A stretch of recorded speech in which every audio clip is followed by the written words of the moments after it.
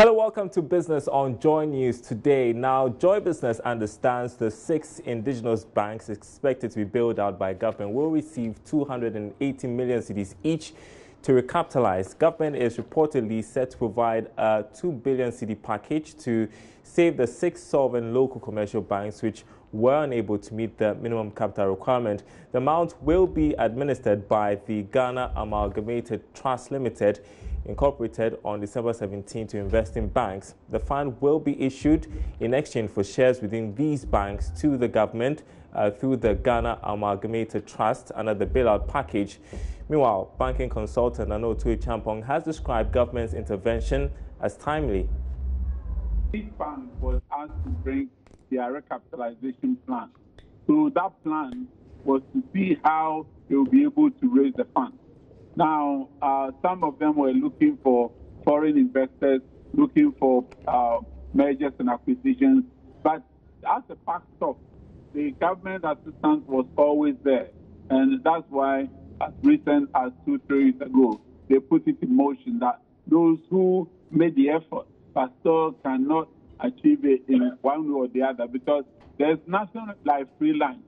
So while they wanted investors, sometimes the conditions attached were such that the talks get fed through because they have so much conditions attached to giving you a PESWA or a CD for your bank.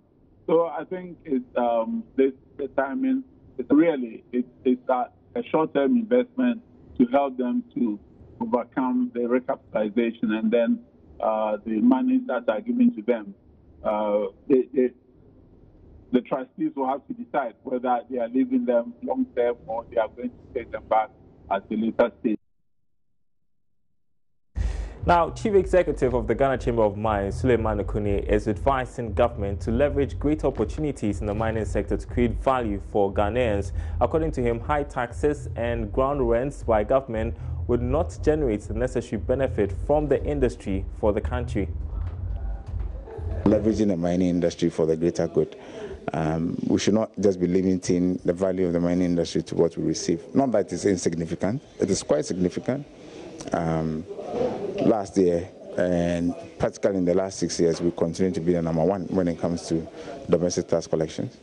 But there's greater value within the value chain, and we need to work together to actually harness this for our country. There's so much potential within the value chain of the mining industry, and we need to collaborate, work together.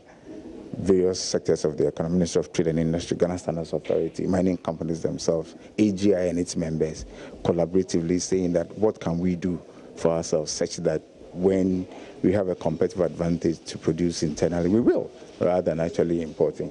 So there's huge opportunity for us, and we expect that we should continue to collaborate, especially with government, to see the bigger picture beyond rent. Rent alone doesn't do it. If you speak with the EU, the African Union, even the ECOWAS Commission as well, all of them have understood that one of the banes of Africa is that we have generally seen rents, i.e. corporate tax, royalties, as the only value we get from the mining industry. And by considering that we're just shooting ourselves in the foot, what we need to do is to have a broad view of the mining industry and see how best we can grow manufacturing and fabrication. I'm quite passionate about it. My members are quite passionate about it. They are willing to support, they are willing to help. We need partners to help us along the journey, to work with us along the journey. A female welder aspiring to be a role model for young women in the construction industry. That's how the BBC describes 27-year-old Ruth Medufia, number 58 of the most influential and inspiring women on the BBC's 100 Women 2018 list. My colleague Karen Dodu visited Ruth in a slum community in the Western region and has come through with her inspiring story. 14 and a half and 15. 14 and a half. Ruth is presently assisting her former master and trainer at her shop as she prepares to move into her own shop soon. With a WASI certificate, her parents were hoping she would further her education to one day become a journalist. After her father was laid off from work some 5 years ago, she was forced to find a job as one of the eldest of 7 children. It is then that she was pushed to explore her childhood dreams of becoming a welder.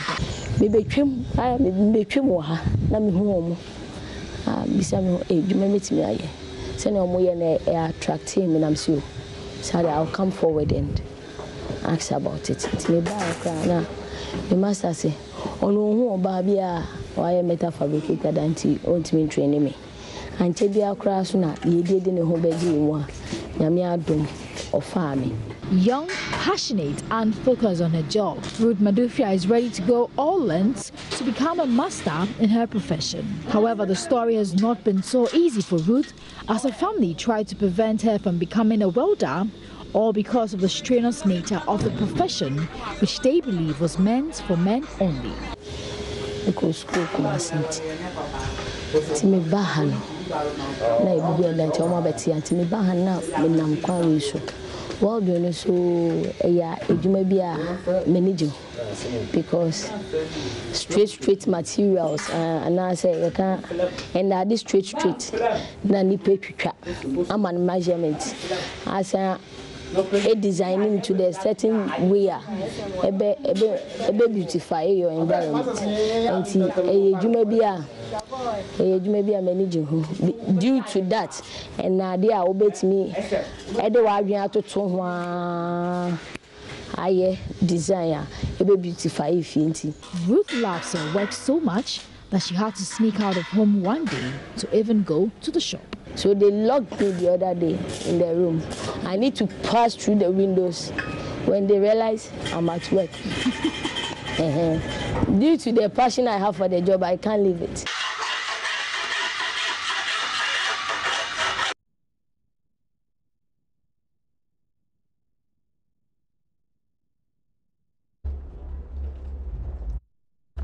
And we have the full story for you on the marketplace at the top of the hour. Before we go, this other story about ECOWAS lauding Ghana's warehousing system and its contribution towards ensuring food security in on the continent. Now, this remark was made by an ECOWAS official when the ECOWAS handed over some tons of cereals to the National Food and Buffer Stock Company. Here's more in this report filed by Sheila Tamaklo. The 2,750 tons of cereal which was received by the National Food and Buffer Stock Company in its warehouses in Tamale and Yendi is composed of 1,000 tons of maize, 750 tons of white rice, 500 tons of millet and 500 tons of sorghum. The handing over of cereals by the ECOWAS was in accordance with a decision by the heads of state of member countries to operationalize the ECOWAS Regional Food Security Reserve. Speaking to Joy Business, the ECOWAS Commissioner for Agriculture, Environment and Water Resources praised the National Food and Buffer Stock Company for its efficient warehousing system. L'expérience qui est en cours ici au Ghana, de construire des infrastructures de stockage de moyens. I believe the systems in place here in Ghana, whereby we have in place storage facilities in the cities as well as the rural areas, is a good thing. This will allow for the collection of harvest from farmers and assuring them of good prices for their produce when there is bumper harvest. Et leur assurer de meilleurs prix. On their part, government has decided to use a stock of 2,750 tons of cereal to supply schools under government's flagship free SHS program. Abdul Hanan Wahab is the CEO of the National Food and Buffer Stock Company. When you look at it, it's a source of great relief. We have second cycle institutions around here. We have Tamale Senior High School, Ghana Senior High School. We have the Northern School of Business. We have the Northern, there's a school called Nobi School. We have a lot of schools around here, so that means that there's a cut down in cost of handling. Meanwhile, the Deputy Minister for Food and Agriculture, Sugri Bambangi, assured of government's consistent effort to support the expansion of the agri sector. We have 80 warehouses under construction currently. 30 of them are being financed from the Ministry of Food and Agriculture budget, and then 50 of them are being financed from the Ministry for Special Development Initiatives budget. So, but that is not the end of it. We intend to keep on at a reasonable pace to expand the warehouses. Following the use of the grain for the free SHS feeding program, the government of Ghana has committed to replenish the stock by March. Sheila Tamaklu for Joy Business. All right, that'll be all for business.